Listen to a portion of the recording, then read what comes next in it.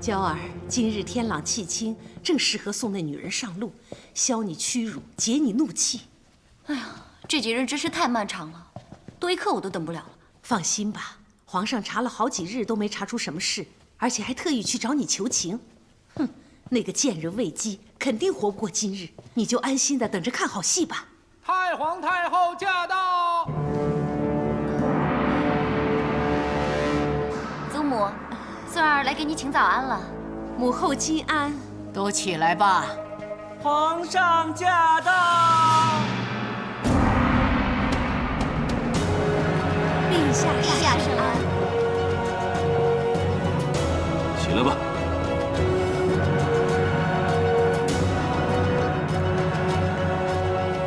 陛下一早来到长信殿，想必是为了魏姬，来向祖母求情的吧？太皇太后守正不阿，言出如山。魏姬若不是凶手，祖母定不会为难；要是凶手，自当从严惩治。彻儿，反正真相已明，就结案吧。诺。本皇，带上来。参见太皇太后，参见陛下，参见皇后。犯人已带到。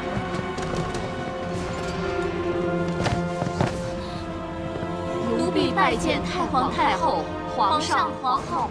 你二人如何令瑞姬中毒，又嫁祸于魏姬的？说。回陛下，奴婢只是听从樊娘吩咐，拿膳食给瑞姬，趁机与魏姬攀谈，套取消息，并不知食物中有毒。不知道？你先前陷害魏姬杀人的时候，还振振有词。奴婢只是怕受牵连，听从樊娘，把罪责全部推给魏姬。毒杀与嫁祸之事，奴婢真的全不知情啊！樊娘，小倩所说，是否属实？是。奴婢知道，瑞姬常饮甘草汤，柚枝甘草与须臾的香料天香相冲，老弱者若是多用，会中毒伤及内腑，所以奴婢与厨工董于合谋，在其菜肴当中加入天香，再命小倩去送饭。你为何这么做？是受人指使吗？樊娘，你故意令瑞姬中毒身亡，必死无疑。你若坦诚交代幕后主使，太皇太后或能留你一个全尸，而且不会连累你家中大小。无人指使，都是奴婢自己的主意。你跟瑞姬何来深仇大恨，要置她于死地？还是在替谁顶罪？奴婢服侍瑞姬多年，深受其狂癫的折磨和虐待，奴婢一直怀恨在心，早就想杀了她复仇。既然怀恨多年，为何到现在？皇帝，主谋既已招供，来人，在，把犯人押下去待斩。诺。太皇太后饶命！求陛下饶命啊！饶命啊！饶命啊！太皇太后饶命啊！太皇太后，孙儿觉得此事让皇帝累苦了。查案之余，又到交房殿套情做戏，再到长信殿等候半天，千辛万苦等哀家一句绝不可打扰，好让你的臣子盘问证人，皇帝也够费心的了。此事到此为止吧。彻儿，你去把你姐姐给放了，还有把魏姬带走。谢宗母。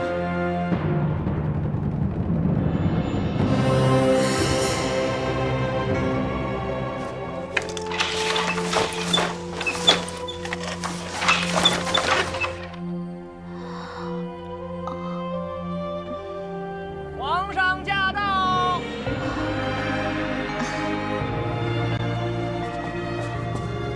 陛下，参见陛下。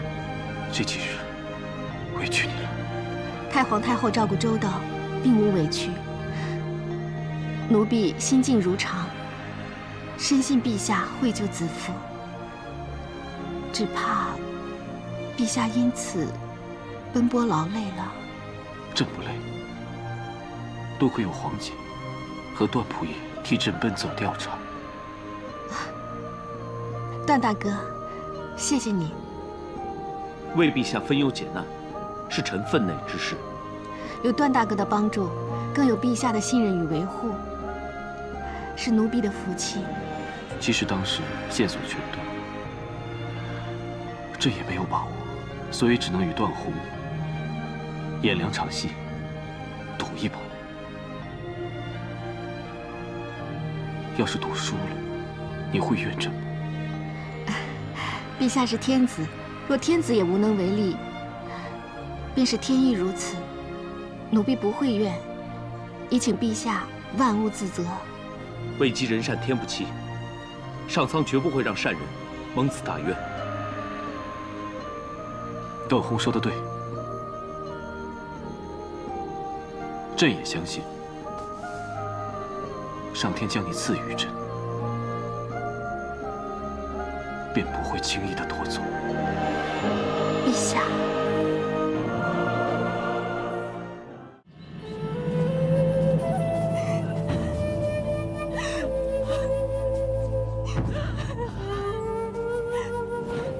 你与那厨工董瑜暗存私情，还生下了私生子董永。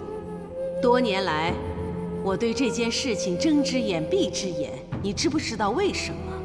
窦太主事知我忠心，事事顾虑周全，可做犬马。我有一件事要交给你去办，如果你办得妥妥当当，你这件事我不但会继续为你守口如瓶，还可以为你那多病的儿子寻药治病。如此一来，你就不用再为那虚弱的孩子发愁了。奴婢静听窦太主吩咐。董瑜，你发什么疯啊？说嘛，就算皇上亲自来查，也查不到你这儿啊！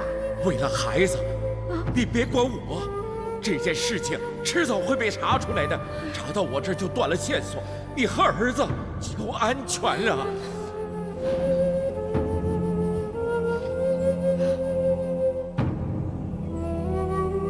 樊娘为了保住孩子，承担一切，也算是个慈母。但可惜她的孩子已经无福消受了。什么？2日前那药送到之时，那孩子已经病死了。那樊娘知道吗？哼，如果她知道，还能心甘情愿独揽罪责吗？不过我也算是成全她了。如今她和她儿子可以在黄泉路上作伴，也可以与董瑜相逢。哼，也算一家团圆了。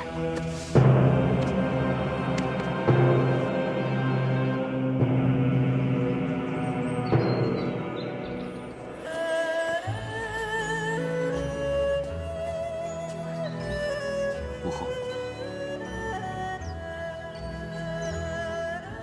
唉，魏姬这事算是圆满解决了。是啊，母后。那一家人就可以安宁了。母后说的没错。你们姐弟做这一场戏，值得吗？魏姬不同一般女子，她聪明贤惠，宠辱不惊，而且又知通世事。这么好啊，难怪让你动心。不过，此事让魏姬受惊了吧？翠儿，在。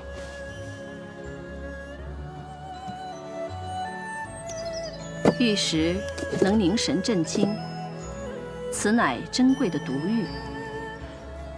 你替母后送与魏姬。儿臣先代魏姬，谢母后赏赐。魏姬既已没事，彻儿也不要只顾着留恋新人，也要想想旧人呢。母后指的是皇后。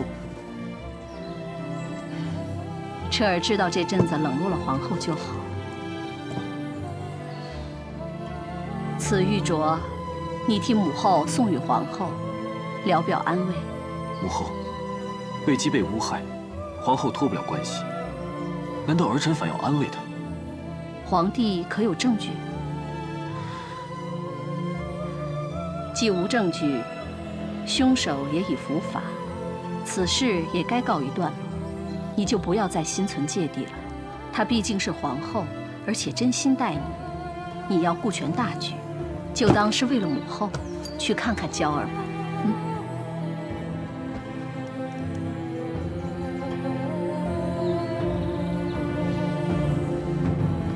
皇上驾到！皇后小心。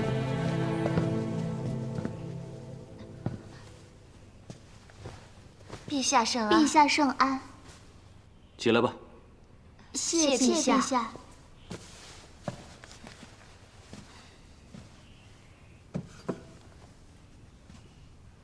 都下去吧。诺。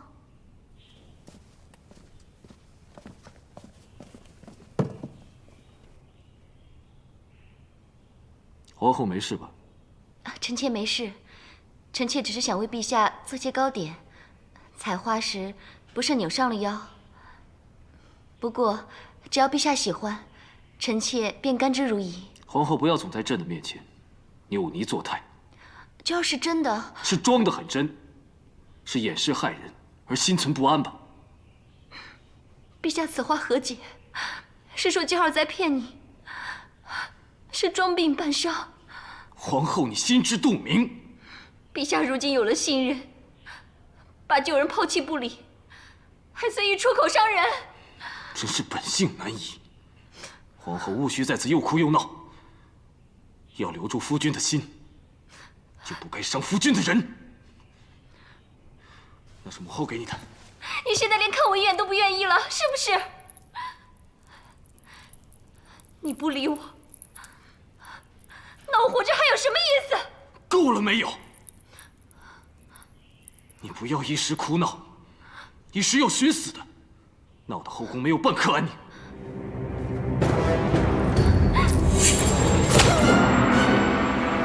不要！皇后，来人啊！陛下。传御医，快！诺。娇儿，陛下终于肯认真看我了。娇儿。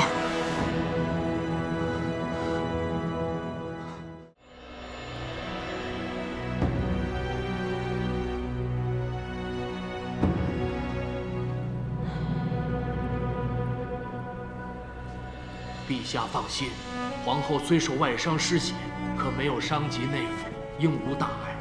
只是腰伤可能需要调养一阵。腰伤？皇后前不久去采花做糕点，伤了腰。原来她真的是为朕受了伤。皇上驾到！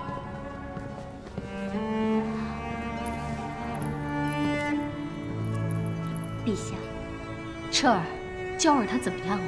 母后，姑母，你们放心吧，已经拔簪止血，太医救治的及时，娇儿已无大碍，应该很快就能醒来。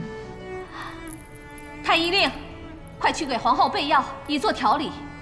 诺。皇后已然无大碍，姑母就不要担心了。我们进去看看她吧。怎么能不担心？平阳公主，你教我如何下笔修书回封地，告知唐义侯他女儿现在的惨状。姑母言重了，只不过是两夫妻一时争拗而已。若非平阳公主当日献美，又焉有今日之乱呢？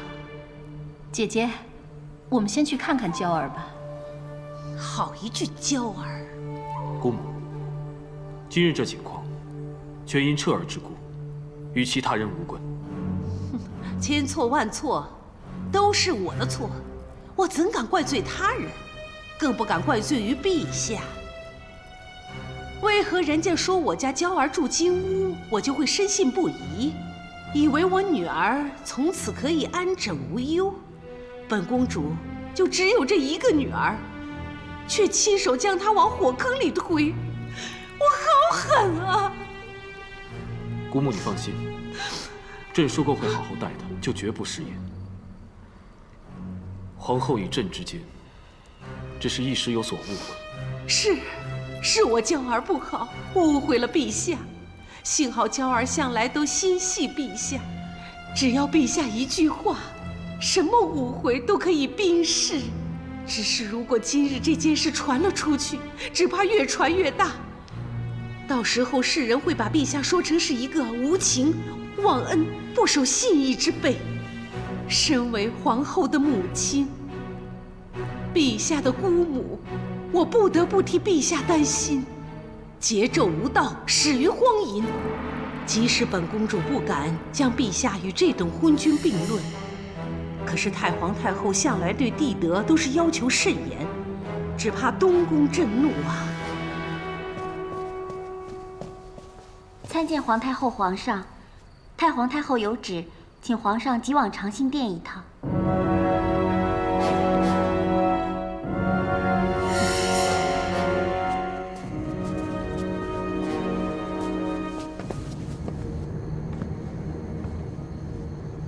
孙儿给祖母请安。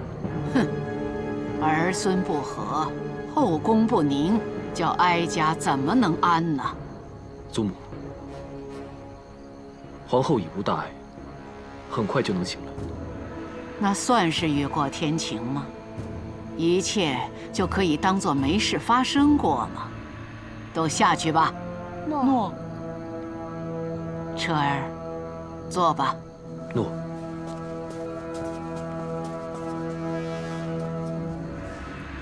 彻儿，你知道，纵使你妃妾众多，也只有一人，是你行过6礼，娶过来的正妻吗？孙儿清楚明白皇后的身份，会谨记尊重皇后。夏桀商纣的教训，难道你忘记了？你甘心担起这宠妃妾、伤国母、无情无义的千秋骂名吗？祖母言重了。一家之主，尚且责有千金，何况一国之君？彻儿，你觉得这株蕙兰如何？这花开得绚烂饱满。的确是，但它与主株争养分，害其他花苞枯萎，留不得它。祖母，错不在旁枝侧叶，要怪就怪孙儿年少轻狂。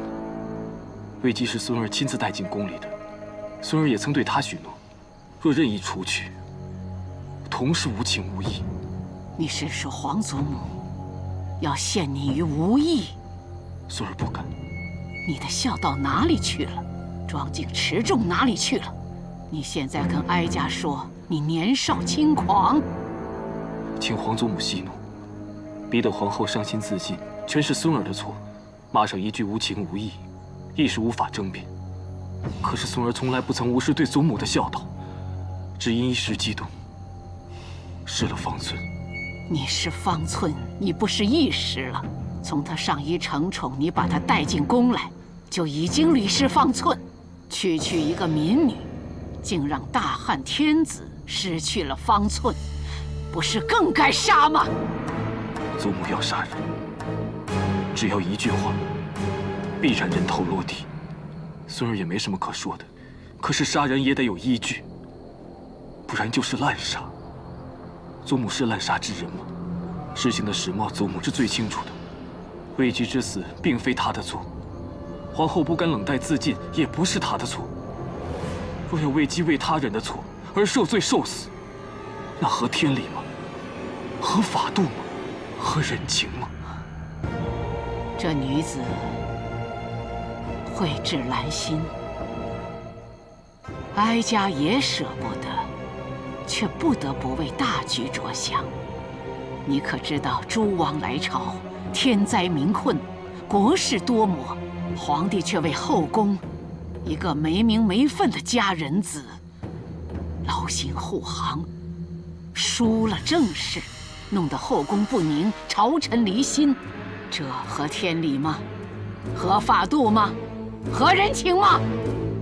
彻儿，现在正是需要天下归心、一呼百应的时候，别为小小家事而贻笑诸王宗亲，有负天下百姓。祖母，孙儿明白，今年各处饥荒，灾民处处。孙儿自会暂且放下儿女私情，将心思全放在国策民生上，更必亲往视察，拯救黎民于水火之中。也求祖母开恩，别让神功在天冤魂，加孙儿之罪孽。好，那你就放下儿女私情，当好你的大汉皇帝。阴间不远，血污历历在目，切记。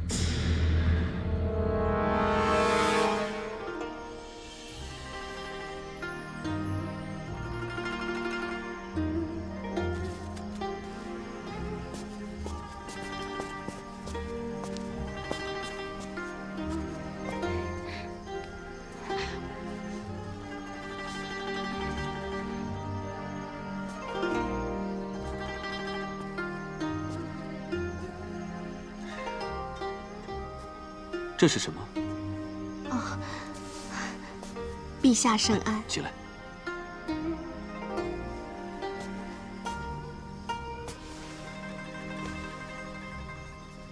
陛下，皇后怎么样？情况还好吗？是不是有什么不测？还是……没事。皇后，她没事。皇后真的还安好？为什么人人都问皇后是否安好，却没有人问朕的感受？为何连你也这样？陛下龙体安康，英明睿智，相信陛下万事都会处理妥当。朕的确是四肢矫健，会动能绞。可是，子父，难道连你也感受不到朕的心情吗？陛下，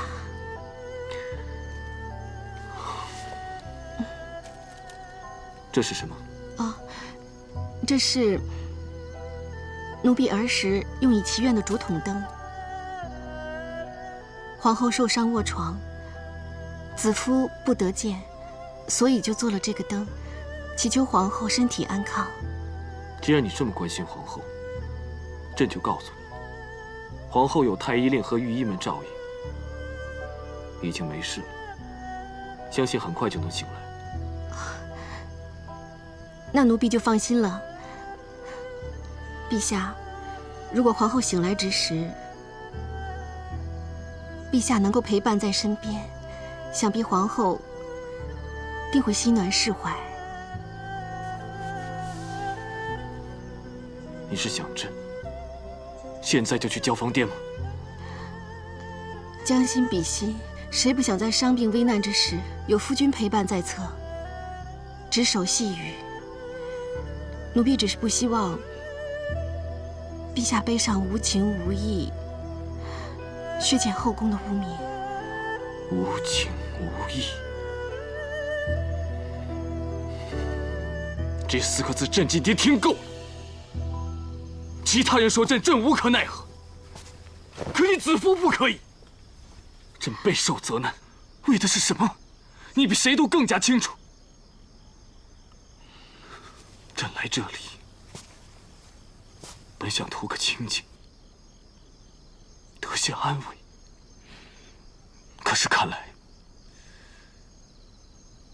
这里也并非清静之地。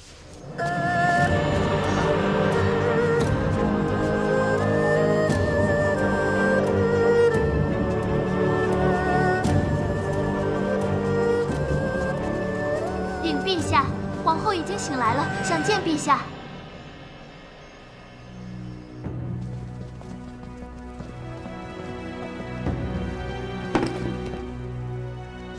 陛下，奴婢这就去通知皇后见驾。陛下，皇后刚醒，难免语气不顺。陛下也一夜未眠，不如先行休息吧。有人告诉朕，皇后醒来有夫君陪伴在侧，执手细语，才能心暖释怀。是奴婢没拿稳，求皇后恕罪，请皇后恕罪。算了算了，快收拾干净，别弄伤皇上。你们都退下吧。诺。陛下，臣妾还以为你不会见我了。怎么会呢？朕不是跟你说过吗？你永远都是朕的皇后。都是娇儿不好。娇儿，别这么说。这次一定连累你了吧？母亲有没有为难你？祖母有没有责骂你？我还是去跟祖母请罪，都是娇儿的错，一时逞强耍性子。哎，不，是朕冤枉了你。你为朕做糕点弄伤了，朕竟然不信你，还冤枉你。你如今受如此重创，仍替朕着想，是朕对不起娇儿。陛下别说对不起，臣妾为陛下做什么都是应该的。其实无论娇儿做了什么，都是为了夫君，怕失去了夫君的宠爱。好了，不哭了。陛下，可以永远都不离弃臣妾吗？我刚刚在梦中生生唤着夫君，可陛下不理我。我想抓紧你，你却越走越近，越走越远。臣妾恳求陛下，不要把娇儿一个人扔在金屋里。我宁愿忍受千屈万辱，也不要陛下丢下我。我求求陛下。好，你放心，朕绝不会丢下娇儿。你记住，娇儿是朕的妻子，只要有朕在，就会好好的护着你。谢谢，谢谢。好了，不哭了，娇儿不哭了，别难过了。你是朕的好皇后，陛下也是臣妾的好夫君。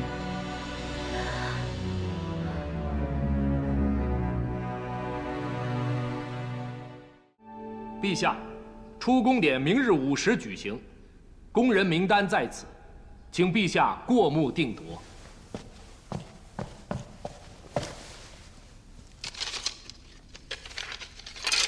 陛下，启禀陛下，段仆夜快马来报，在长阳5日，良灾已经得到缓解，请陛下放心。接下来会继续南行，再回长安。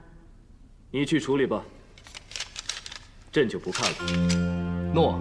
等朕批完这些奏折之后，今晚就去掖庭吧。臣这就替陛下去安排。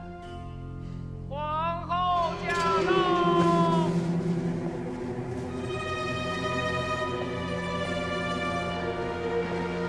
陛下圣安。啊，起来吧。臣妾知道陛下回宫后通宵达旦批阅堆积下来的奏折，所以臣妾亲自备了饭菜，让陛下可以稍事休息。陛下你累了，再这样下去恐怕龙体违和啊。臣妾伺候完陛下用膳后，陛下再忙国事吧。臣妾定不会出声打扰，只盼能陪在陛下身边。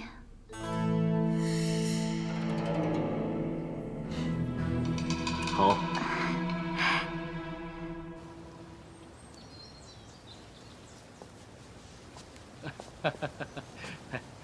你还笑，人家就要骨肉分离了。哎呀，能分几天呢？子夫都走了，你还怕公主不让你出宫啊？哎，子夫，这个呢，是在集市上买来的，物虽轻，但情意重，你要挂在身上，记在心里啊。哼，谁要想着你呀？脸皮真厚。易叔叔，谢谢你。我们走了。娟儿，母亲。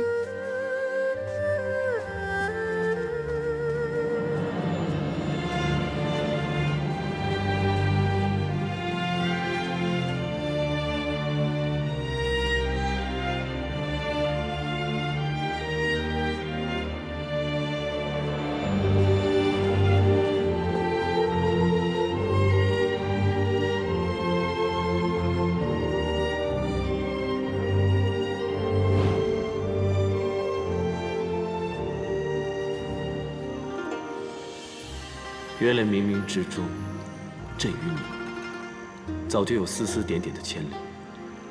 而如今上苍既然如此安排，看来朕的这个决定没有错。子父，你注定就是朕的女人，即使前面有艰难阻力，都值得朕把你留在身边。皇后驾到！皇后请安。怎么只有皇后一个人？皇上国事繁忙，无法抽身，这出宫典礼就由本皇后主持。掖庭宫人恪守其责，克勤于邦，遵礼守制，敏惠柔明。今特予赐赏，以慰其劳，犒其功。皇上皇后恩泽后宫，令宫人归其家，复终身，自其阴驾，天自降福。诸位，皇上驾到！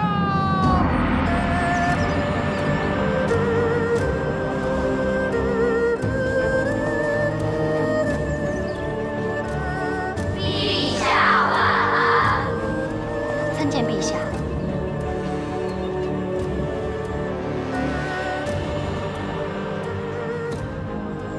陛下，出宫典礼已毕，陛下劳累，不是说好臣妾代劳就行吗？这些出宫的嫔妃侍女，或服侍过朕，或曾为朕办过事。今日出宫，朕也该亲临话别。感谢诸位报效皇室，忠心事主。今日出宫归家，祝愿以后诸凡顺遂，自其阴驾，福泽长存。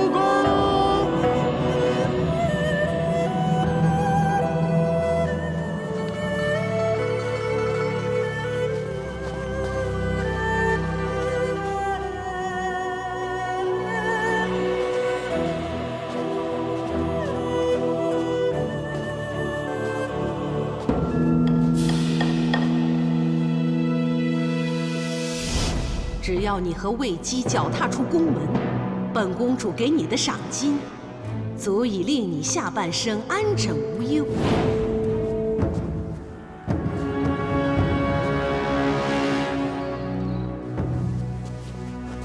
子父，别难过了，出了宫门，一切都过去了。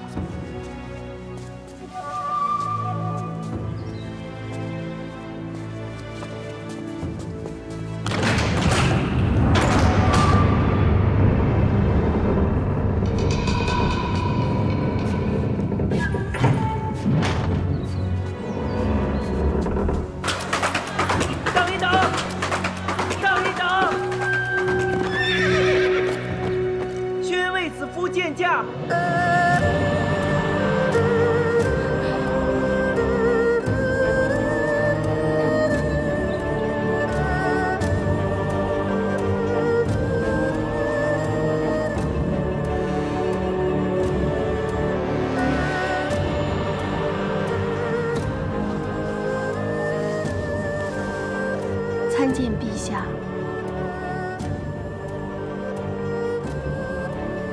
起来吧。谢陛下。敢问陛下，召见奴婢有何吩咐？你为何要出宫？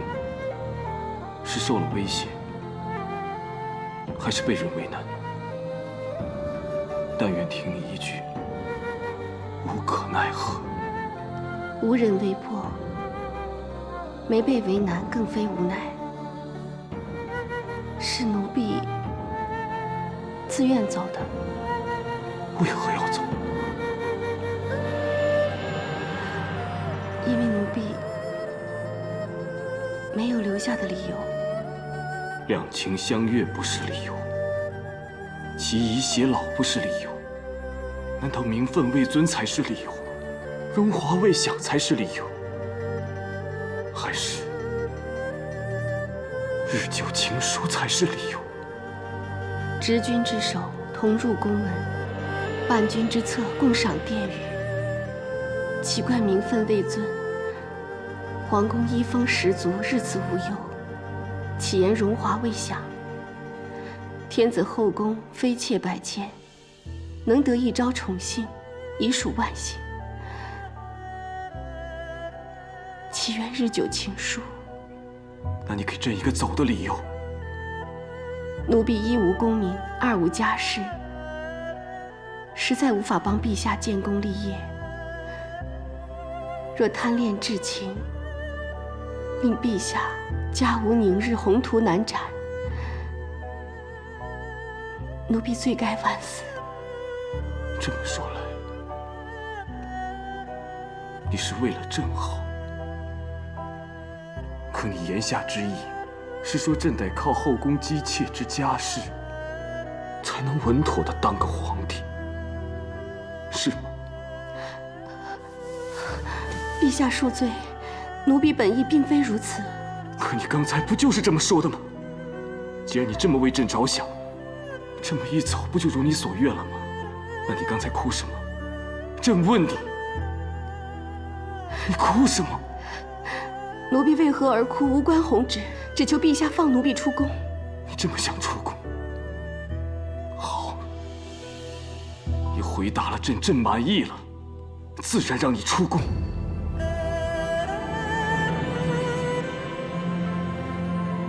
为什么回答不出来？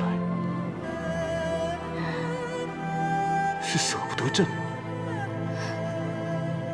抬头看朕。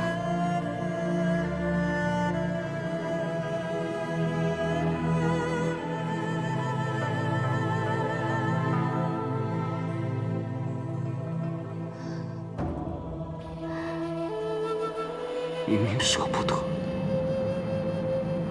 却决意要走。走了，朕会心安吗？你当朕是什么人？你以为我孤身在外，不会对你怀猜？没想过玉环归在。陛下，若是你记住我的情谊，就不会为着自己无家室，怕给朕添麻烦，说走就走了。都是奴婢的错，奴婢实在不敢相信陛下思之念之，想归来相见的竟然是奴婢。为什么不敢相信？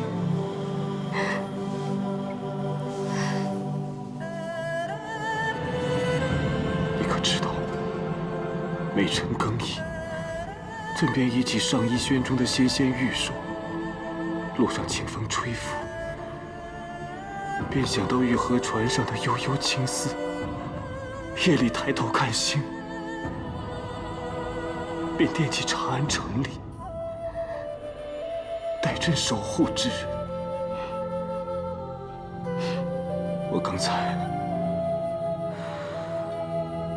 见你在出宫人队伍之中有多难受，我好想质问皇后，是否是她逼迫你离开？又还想着，难道是朕回来之后，为了如山的奏折没有及时找你，你就失望要走？你可知道，朕心如刀割。陛下恕罪。你的确罪该万死，但是为了你的眼泪，朕可以免你死罪。只是你轻忽朕对你的宠爱，一定要重重受罚。朕罚你这辈子再也不许离开朕。无论什么理由，即使说什么为朕好，朕也不允许。知不知道？奴婢知道。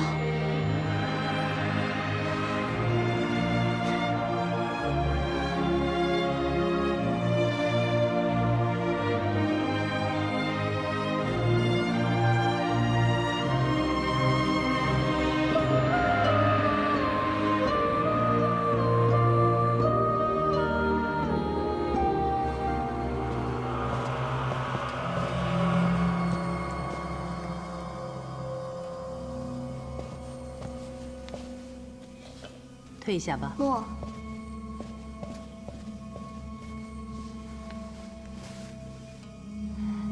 怎么连药也不喝了？太医令说这种药要一直喝，才可以养好身体呀。好了有什么用？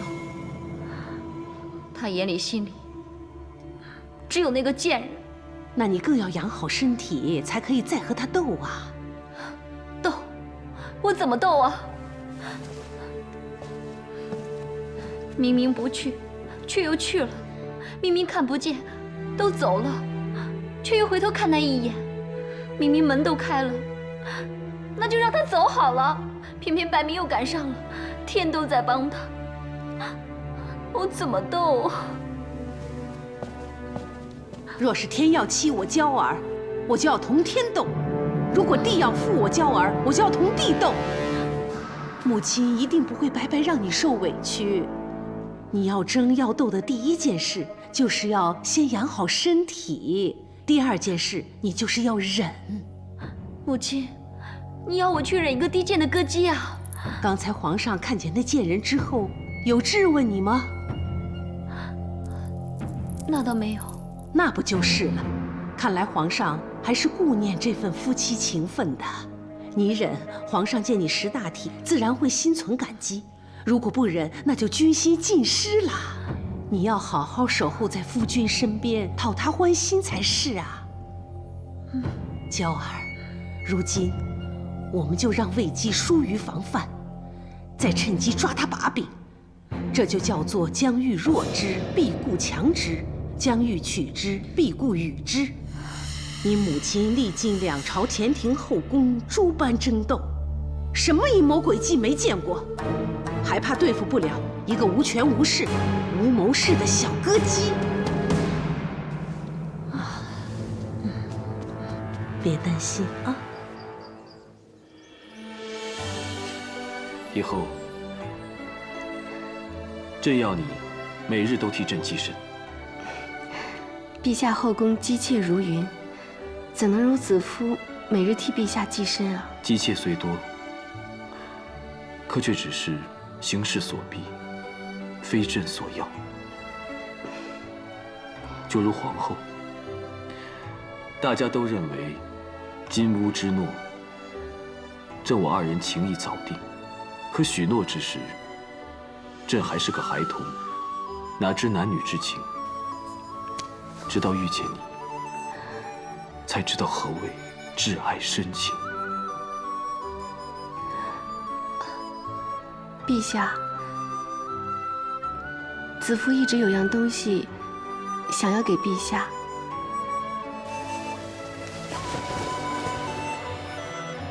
子夫这一年的心意，全在此丝锦之上。陛下出宫之后，子夫便将思念化作丝线，从抽丝到挑丝，再到织出丝锦，再用丝线将这国土一一绣上。边绣，边想着陛下身在何方，在做何事。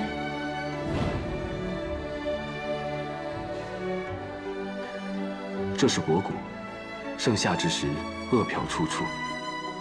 朕在此开仓赈灾。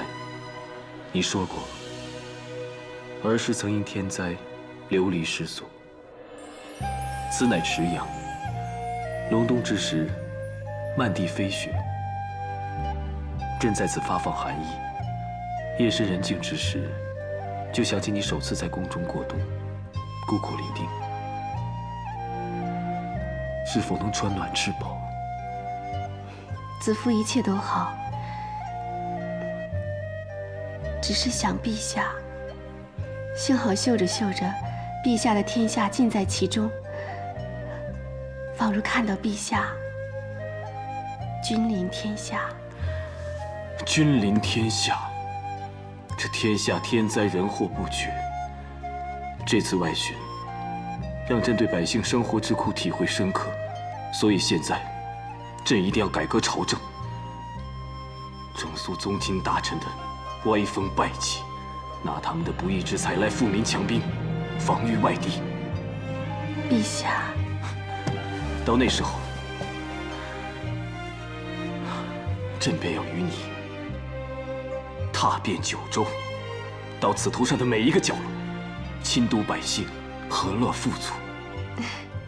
那子夫也要在这图上绣一个和字，祝我大汉天下和乐富足。好，你既贺朕天下和乐，朕也赠你禾场乐剧。陛下，陛下恩准沈家陪在子夫身边，以示厚恩，子夫就不需要。白明，在。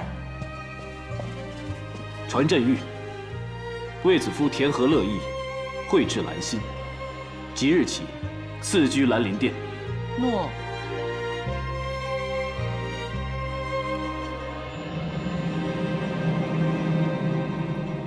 哎呀，这和以前就不一样了，哎，是不是？这回就好了。哇，哎呦，真是华丽呀！哎呀呀！你看，哎，这边，你看，哎呦，真好啊！哎，你看这啊，子夫，这里精致素雅，真与你相称。皇上真是有心思呢。我就说皇上记挂我们子夫，爱屋及乌，连我和易老头都跟着迁进新殿，可见我们子夫多得宠啊！肯定很快就要封夫人了。哟，之前不是说什么帝皇无情吗？你知道什么叫此一时彼一时吗？就知道挑人错处。你呀，先好好读书，长点见识吧。其实我觉得这次啊，还真的是多亏了易叔叔，要不是他送给子夫挂饰，引得皇上回头看，说不定啊，子夫出宫了，皇上也不知道呢。歪打正着走运罢了，而且是借的子夫的运。无论如何，都要谢谢易叔叔。哎，听到没有啊？听到没有？这才像话嘛！姐姐，看我带谁来贺你？段大哥。魏姬。段大哥什么时候回来的？刚从南方回来。听说你之前要出宫。都过去了。这兰陵殿看起来不错，简直是好的没话说。段大人，您回来的正是时候。今天大家啊在这设宴贺兰陵殿的新主，我们个个都会下厨做菜。今天啊就把自己的拿手菜煮来一同尝一尝。好。段大哥，你也留下来吧。今天啊，姐姐亲自下厨，肯定有咱们俩愿意吃的杏花糕了。如果大哥要不在的话，我可就全吃了。好，难得一回京就有子夫这桩喜事，我就和大家热闹一下吧。好。哎，段大哥，你南巡回来一切可顺利？还算顺利。我刚才进宫把赈灾的事情禀告皇上，皇上心怀大志，要立久安之策，助民解困，决一平义务价，军粮均富。这样是好，可是行得通吗？皇上说可行，而且势在必行。只是这旧制年深月久，里面利害关系根深蒂固，阻力也必会极大的。皇上说是军粮军赋，分明是要打击百官利益。说到底，皇上此举还是要掌握朝政，挑战太皇太后。的确如此。如今皇上以疏解民困为理由，太皇太后怜悯苍生，未必会反对。大人，舅父有事吗？臣启来密报，吉安在河南开了粮仓。岂有此理！河南郡太守陈契，那岂不就是窦太主的夫君，唐一侯的亲侄子？吉安也真是够大胆的。陈契已说明，粮仓中是军粮，他连军粮也敢动，才叫胆大。吉安不是去河内视察火灾了吗？怎么去河南开仓？谁命他开仓的？肯定是脚趾擅开呀。舅父，你刚才说这是密报，那么皇上可知此事啊？此事皇上应该还不知情吧？那就即刻行动，时恐有变。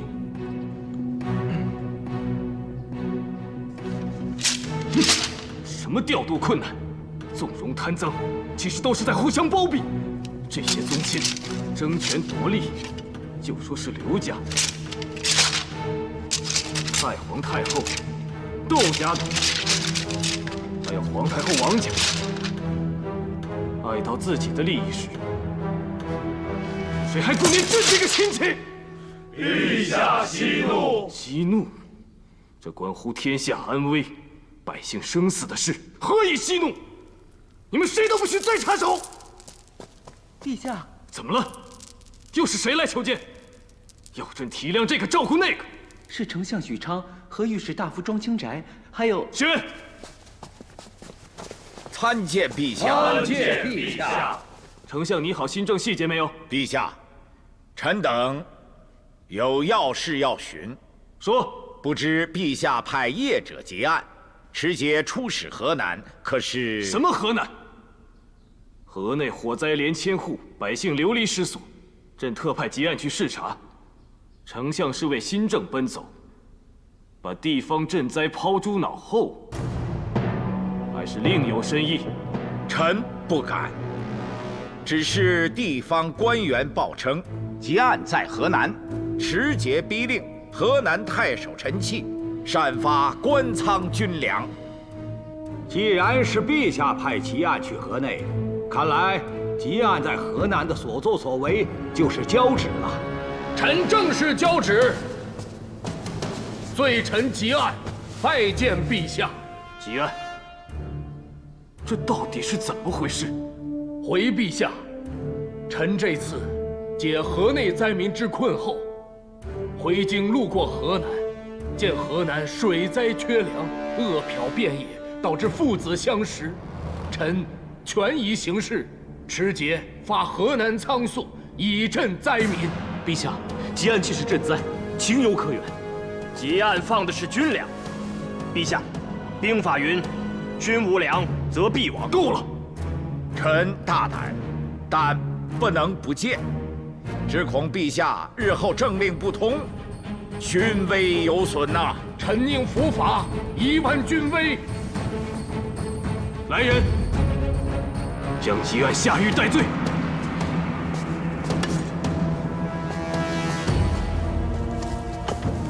陛下，一个小小的吉案已能随便开仓，若新政一出，货粮周转，朝廷鞭长莫及，恐怕天下官仓尽开，这政令万万出不得呀！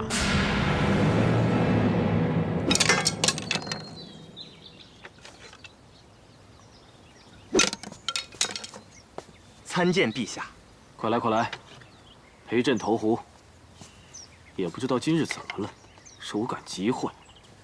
就等你给朕添添运气。小臣的手气哪及得上陛下分毫呢？不过陛下，臣倒有一事要向陛下禀告。说。臣闻说丞相准备向东宫禀报吉案开仓之事，以此游说太皇太后力阻新政。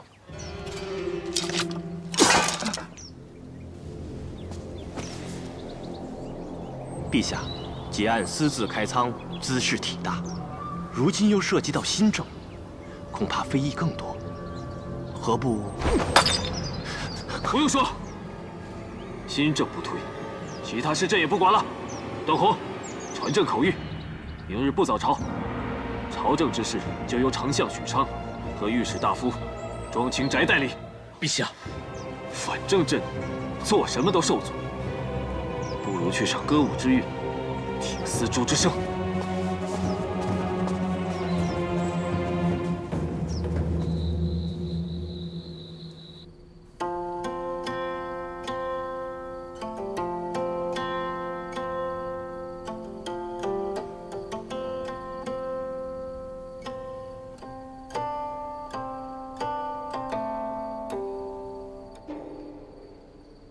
陛下，是子夫琴艺不精，琴音不妙，未能让陛下忘忧解愁吗？要不是你的琴音，朕的怒气早就把朕憋死了。来，子夫。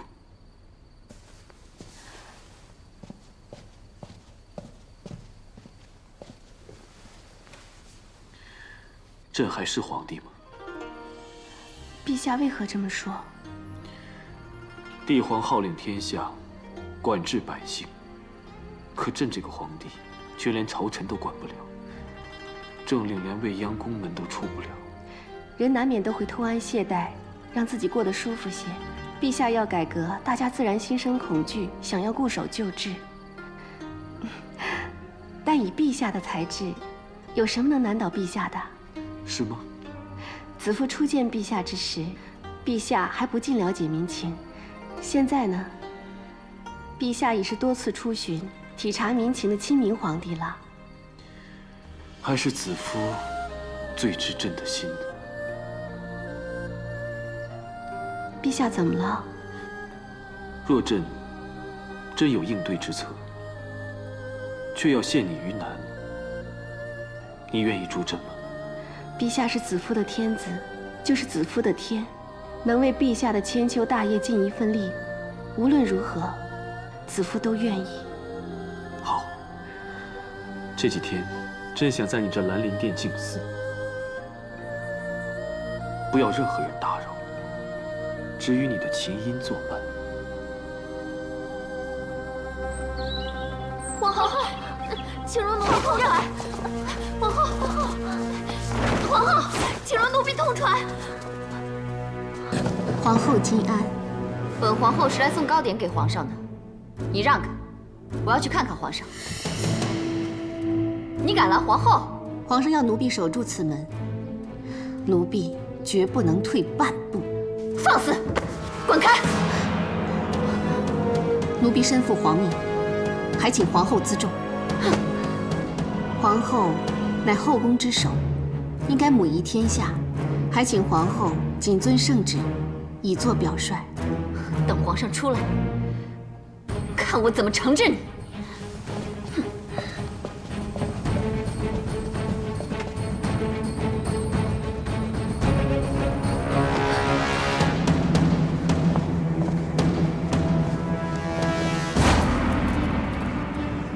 皇上是天子，也就是奴婢的天。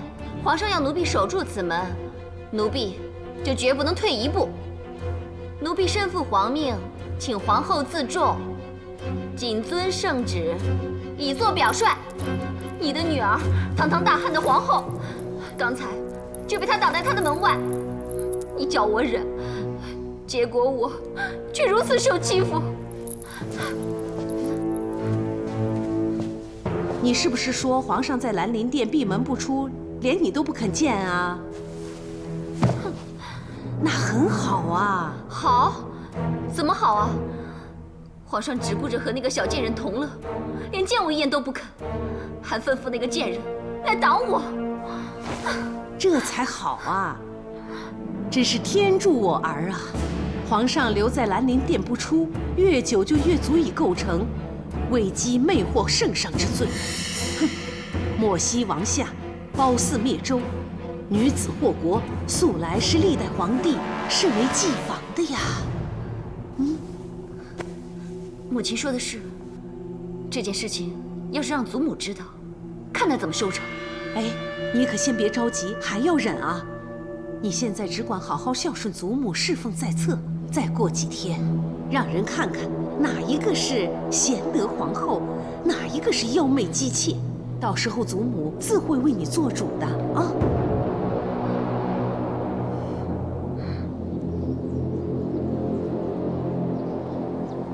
常总管，公主，准备马车。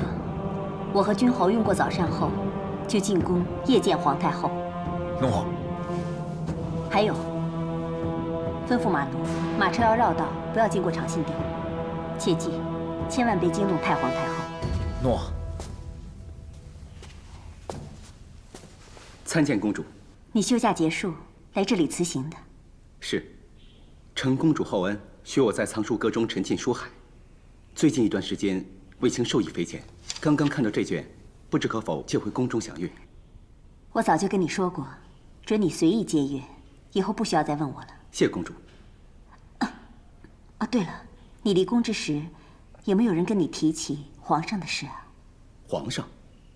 何事？没事了，你先回去吧。哎，公主，公主急着进宫，是不是有什么事情？公主特意问了卫青，莫非此事跟姐姐有关？皇上久留兰陵殿，闭门不出，皇太后急召我进宫。前阵，姐姐跟我说，最近先不要去找她，说皇上在兰陵殿议事，不方便让我去。此事一定别有内情，求公主从中斡旋。这件事我自会处理。我此次进宫，就是要看看到底出了什么事。你担心你姐姐，我又何尝不会担心我的弟弟？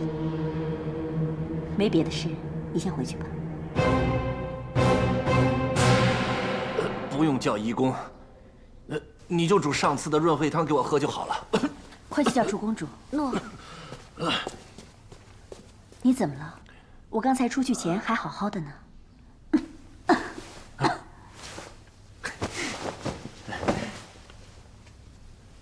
公主啊，你我果然灵犀相通，才智相当啊！都知道如今是装病最适宜。什么装病啊？啊，母后为皇上闭门不出而急召公主，此时进宫，把人请出来，则得罪皇上；请不出来，则得罪母后，甚至太皇太后。不管得罪谁啊，都没好日子过呀。真是劝也难，不劝也难。还是装病不进宫是最好啊。说起来，都怪那个卫子夫，总给我们惹麻烦。皇上留他在殿中，若他被冠以什么罪名，肯定又会牵扯到我们。如果要说为难的话，我们不入宫，就是违旨，是死罪。更何况，就算那不是皇太后和皇上，也是我的母亲和我的弟弟，怎么能不理呀？哎，公主啊，这可如何是好啊？哎呀，真是头痛啊！如果头痛的话，你就继续头痛下去吧，我自己进宫好了。哎，那最好呀。这要是出了什么岔子，还有我在外面张罗打点嘛。哎，公主啊，你一个人真的能行吗？啊，一切小心啊，记得用完早膳再起行，不要饿着啊。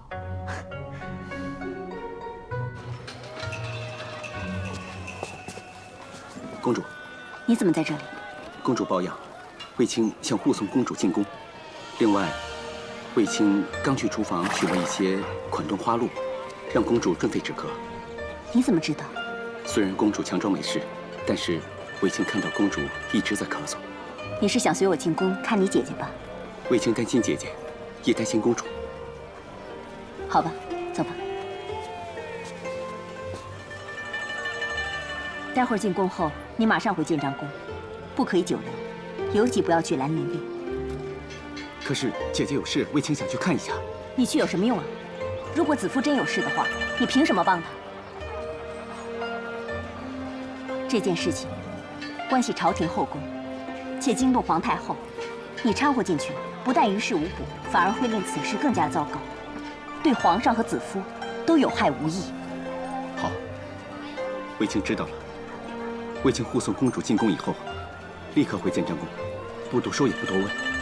那就好，走吧。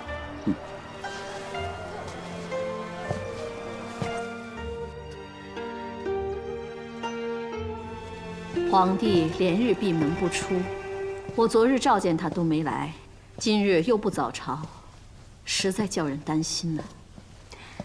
皇上心正受阻，应该只是一时之气，所以才会。一时之气，过这几天也该闹够了。禀皇太后，马车已备好。走，去兰陵殿。女儿啊，你一直和皇帝亲厚，魏姬又是你一手提拔的，你要想办法把你弟弟劝出来，否则这事让你祖母知道，后果不堪设想。祖母也是很疼皇上的，只要跟祖母好好说明，祖母她也不会。只怕有人添油加醋。魏姬先前与皇后母女风波不断，我听说这魏姬连皇后都敢拦阻，我倒要看看我这个皇太后去，她敢不敢拦？走。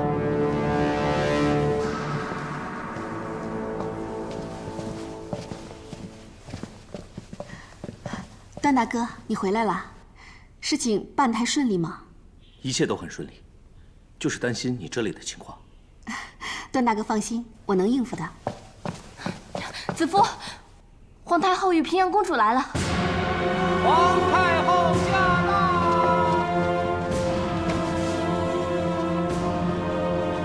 参见皇太后，参见公主。都起来吧。谢皇太后，谢公主。皇上多日闭门不出，皇太后担心皇上龙体，过来探视。魏姬，去把皇帝请出来。请皇太后恕罪，皇上不想见人。皇帝连亲母都不见，还是你不让皇帝见？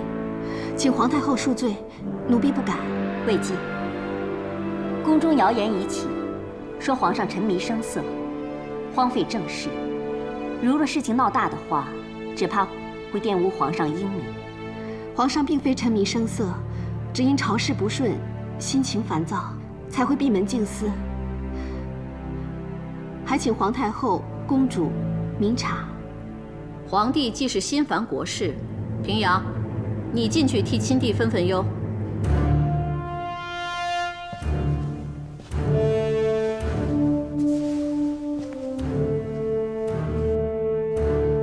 皇上这几日胃口好吗？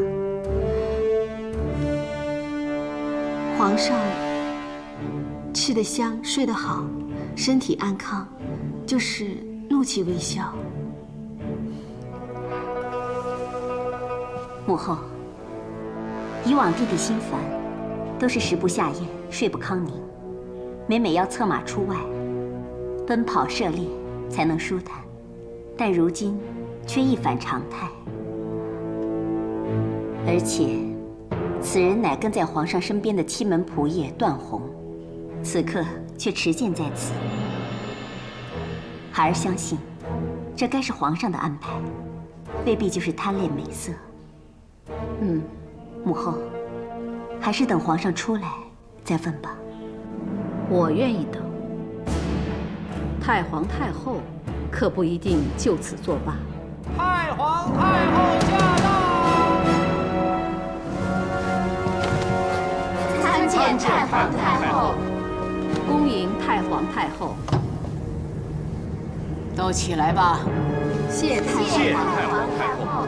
参见太皇太后。平身。谢皇太后。母后要想见谁，去把他召到长信殿便可，何须一驾到此？多日不见皇帝，再不亲自来巡，恐怕就见不到孙儿了。彻儿是忧心国事，皇帝一心为国，是件好事。但国家大事不能轻率。许昌他们反对推行新政，也只是谨慎行事。皇帝听不进去也就罢了。可是现在居然不上早朝，还久居妃妾殿中，这像话吗？娇儿，你亲自去请你夫君出来，和许昌等众臣子当着哀家的面好好聊聊国事。祖母，上次我要去，被指不自重，这次我可不敢去，怕有损皇后威仪，伤了皇后的体面。说这话就不失威仪吗？你是我大汉的皇后，大汉后宫有什么地方是你皇后不能去的？诺。好妹妹，先国而后家，皇上乃一国之君，既然已经下了圣旨，不准打扰，如果贸然闯入，恐怕不太好吧？公主是真怕违抗皇命，还是存心包庇假传圣旨之人呢？哼，我差点忘了，此殿的主人不久前还是平阳府上的歌姬呢。既然皇后不能内进，那就让我这个当姑母的长辈亲自进去请皇上吧。姐姐，平阳这孩子做事一向谨慎，他不可能会包庇人。倒是彻儿，他的秉性你是知道的。彻儿闹脾气不出来见人，是他不对。可是这么多人，硬是要逼他出来，叫他如何自处啊？哼，看来要哀家亲自去请了，看谁还要阻拦，谁都不许跟着。秋萍，走。诺。等等。哪来的拦路狗，竟敢冒犯太皇太后！西门仆宴断红，奉皇上圣谕，阻止任何人进入兰陵殿内室，强闯者斩。圣谕，你知不知道此乃皇上的亲祖母，就是皇上亲临，也需称臣服命啊！啊！无论是谁，臣识君之路，只知死守军令。好，你既然一心求死，哀家就成全你。来人，拖下去斩了！够了！求太皇太后开恩呐！段仆夜确实奉了皇命，并非存心冒犯，求太皇太后开恩！求太皇太后开恩呐！你这个妖女，迷惑皇上，还假传圣旨！来人呐，将卫姬一并拉去处斩！通通拉下去斩了！太皇太后！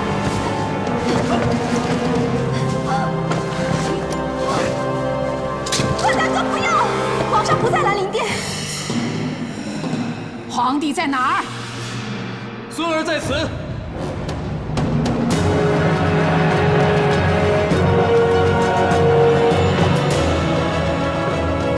参见皇上。都起来吧。谢皇上。太皇太后金安。皇太后万安。太皇太后，孙儿离宫，亲自去了河南，查吉案开仓之事。既是查案，光明正大，又何必故弄玄虚？彻儿，这到底是怎么回事啊？祖母母后，河南太守陈器告吉案，擅发军粮，孙儿深觉不妥，但不想奸臣有机防范。只有假以闭门，暗网查查。朝臣指吉案，擅发军粮，引致军心不稳，所以孙儿执意到边防查查，却发现李将军，臣在。你来说。禀太皇太后、皇太后，臣带兵镇守边疆多年，多是本郡征粮，甚至兵将自耕，从未动用荆棘3禾粮草。河南太守陈器诬告吉案，其实是记恨私卖储粮，谋利不成，却罔顾受灾百姓的性命。孙儿已把如此奸佞之徒就地正法了。杀得好！另外，路上查知，济川王刘明称上贡之物受损不能缴，其实私相授受，更杀害欲告密的中尉。孙儿深知祖母仁厚，不忍杀宗族子孙，故派段宏传旨，废弃王位，贬为庶人。不孝子孙，死不足惜呀！难得皇帝仁德宽厚啊！孙儿先前出外视察，也知道有官员以权谋私，没想到狂妄至此。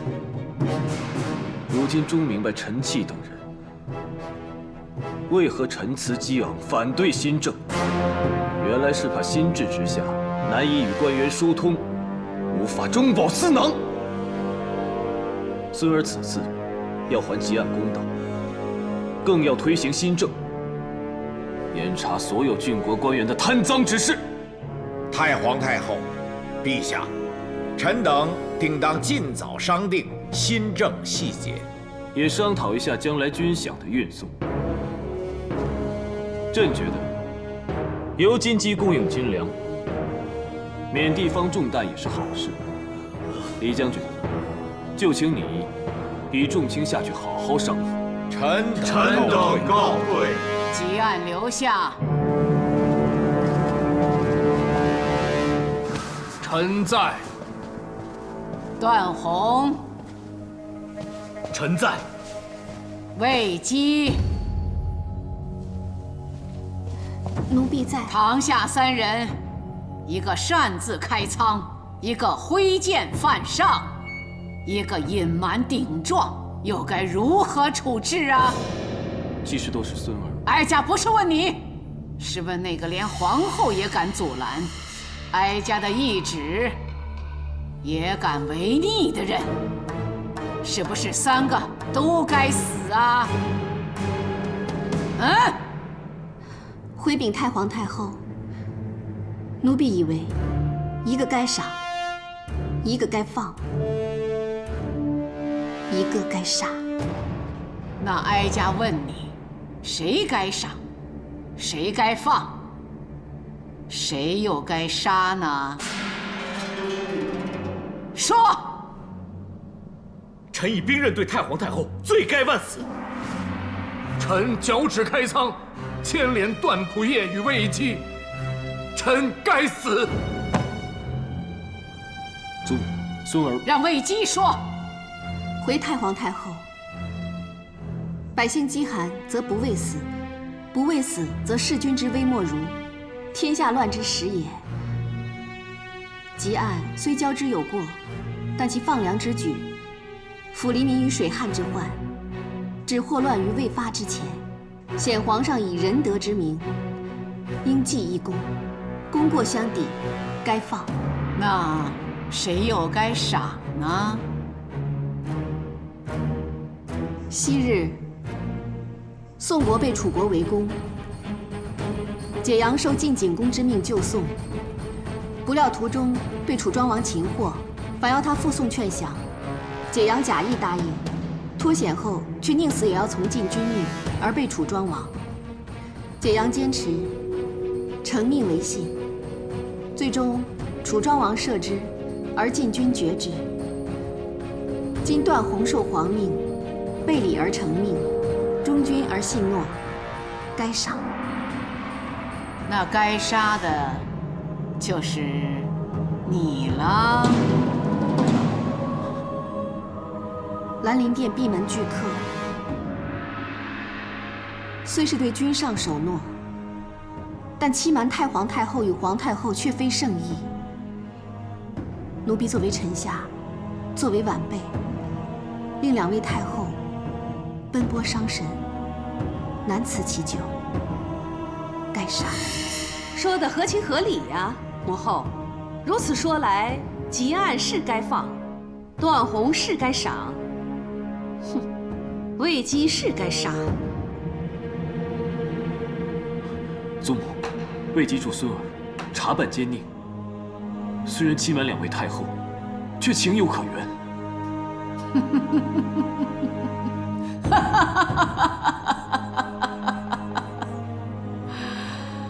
好一句情有可原呐！那皇帝的意思是，这魏姬是该赏，更该放了。既然只是情有可原，而不合法理孝道，自然该罚。就罚魏姬1年内不予封号，着令继续学习宫规宫礼，以彰显太皇太后仁慈。好，好，好，彻儿，那2个人又该如何处置呢？即按开仓赈灾，功过相抵，迁为荥阳令。段宏冒死守命，忠信可嘉，赏金500。你等3人还不快谢恩？谢太皇太后，皇上隆恩。